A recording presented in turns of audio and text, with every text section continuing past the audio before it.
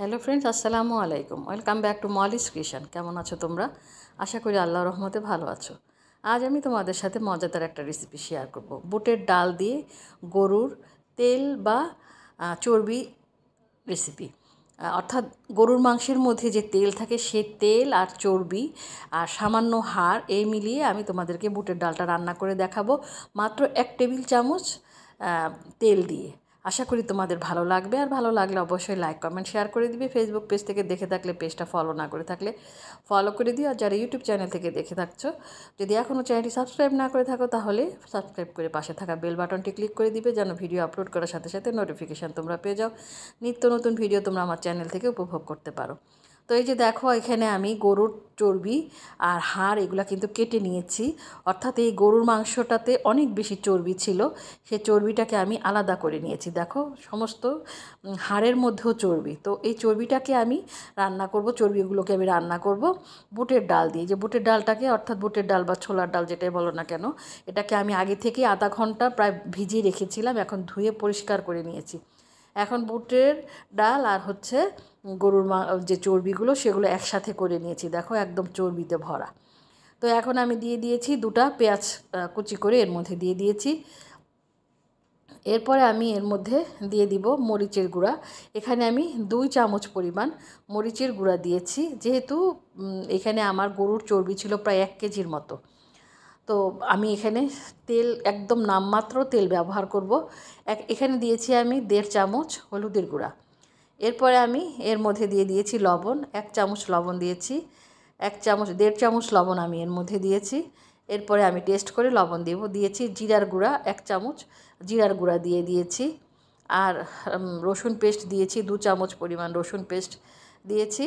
এরপরে আমি দিয়ে দিব আদা পেস্ট। এখানে আমি আদা পেস্ট দিয়েছি 1.5 চামচ পরিমাণ আদা পেস্ট দিয়ে দিয়েছি। এরপরে আমি এর মধ্যে দিয়ে দিব কিছু এলাচ, 4টা এলাচ আমি ভেঙে মাঝখান থেকে দিয়েছি। 3-4টা দারচিনি টুকরো এর মধ্যে দিয়েছি। দিয়ে এখন আমি এর মধ্যে দিয়েছি গরম মশলার গুঁড়া, 1/2 চামচ পরিমাণ গরম মশলার গুঁড়া দিয়ে এখন আমি মাংস আর ডালটাকে খুব ভালো করে মেখে নিব। দেখো, মশলাগুলো দিয়ে মেখে নিয়েছি। আর কিছু কাঁচামরিচ এর মধ্যে মাঝখান থেকে চিড়ে 5-6টা কাঁচামরিচ দিয়ে দিয়েছি। এখন আমি এটাকে একদম, যে আমার হাতটার মধ্যে যেহেতু মশলা লাগানো ছিল সেজন্য সেই মশলাটা ধুয়ে নিলাম। এখন এর মধ্যে আমি দিয়ে দিলাম একদম যে প্রেশার কুকারে আমি এটা রান্না করব, মাত্র 10 মিনিটে আমি এটা রান্না করে ফেলবো। তো তোমরা যেন ঝটপট রান্না করতে পারো সেজন্য প্রেশার কুকারে দিলে যেমন ডালটা একদম গলে যাবে, নরম হয়ে যাবে, আর মাংসটা যেহেতু তেল হাড় এটাও কিন্তু নরম হয়ে যাবে। তো বলটা ধুয়ে আমি পানি দিয়ে দিয়েছি আর কিছু তেজপাতা দিয়ে এখন আমি প্রেশার কুকারে ঢাকনা লাগিয়ে, দেখো আমি কিন্তু পানি তেমন একটা দিইনি, 1 কাপের মতন পানি দিয়ে আমি এখন প্রেশার কুকারে ঢাকনা লাগিয়ে আমি এটা চুলায় বসিয়ে দিব। আর এই প্রেশার কুকারে দেওয়ার ফলে এই যে দেখো আমি চুলায় বসিয়ে দিয়েছি। চুলায় বসিয়ে দেওয়ার পরে 4টা সিটি দিলেই হবে, বেশি লাগবে না, 3 থেকে 4টা সিটি। এই যে 4টা সিটি দেওয়ার পরে আমি কিন্তু এখন প্রেশার কুকারটা থেকে মানে সমস্ত ভাপ বের করে, দেখো একদম সুন্দরভাবে সেদ্ধ হয়ে গিয়েছে। এখন আর কিন্তু মাংসটাও সেদ্ধ হয়ে গিয়েছে, সরি হাড় চর্বি এগুলো তো খুব ভালোভাবে সেদ্ধ হয়েছে, আর বুটের ডালটা তো একদম গলে গিয়েছে। এই পর্যায়ে আমি এখন কিছু পানি দিয়ে দিব, যেহেতু ডালটা কিন্তু একটু যদি পাতলা না থাকে তাহলে কিন্তু একদম ঠান্ডা হওয়ার পরে একদম শুকিয়ে যাবে, শক্ত শক্ত ডাল খেতে ভালো লাগবে না। তো কিছু গরম পানি আমি এর মধ্যে দিয়ে এখন আমি এটা প্রেশার কুকারের ঢাকনাটাকে আলগাভাবে লাগিয়ে রাখবো। আর যেহেতু তখন আমি 1.5 চামচ লবণ দিয়েছিলাম, এখন আরও 1 চামচ লবণ দিলাম, কারণ লবণের পরিমাণটা একটু কমই ছিল। তো দেখো, এই যে আমার এখানে কিন্তু এই যে রান্নাটা আমি করলাম, এখানে কিন্তু আমি 1 ফোঁটা তেলও ব্যবহার করিনি। কারণ হচ্ছে এর মধ্যে যে গরুর চর্বি থেকে যে তেলটা বের হয়েছে, দেখো কি পরিমাণে তেল এই ডালের মধ্যে কিন্তু একদম ভেসে আছে, মনে হচ্ছে যেন তেল দিয়েই রান্না করেছি এভাবে।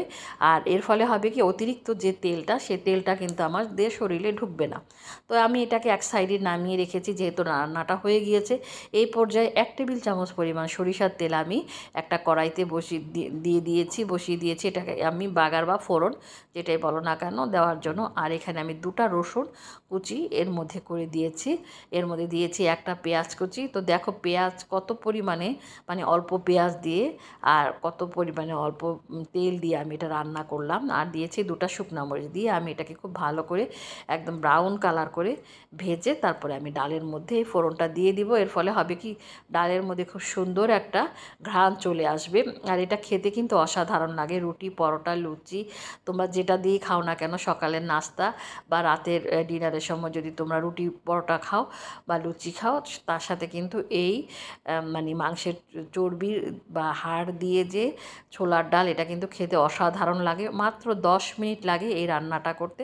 আশা করি তোমরাও রান্না করে আমাকে জানাবে আজকে রেসিপিটা কেমন লাগলো। একদম ঝটপট একটা রেসিপি। দেখো বাগারটা দিয়ে দিয়েছি। এখন আমি এর মধ্যে বাগারটা দেওয়ার পরে একটু আমি চুলাটা জ্বালিয়ে এটাকে একটুখানি 1 মিনিটের মতন এরকম বলক নিয়ে এসেছি, যাতে ঘ্রাণটা ছড়িয়ে যায়।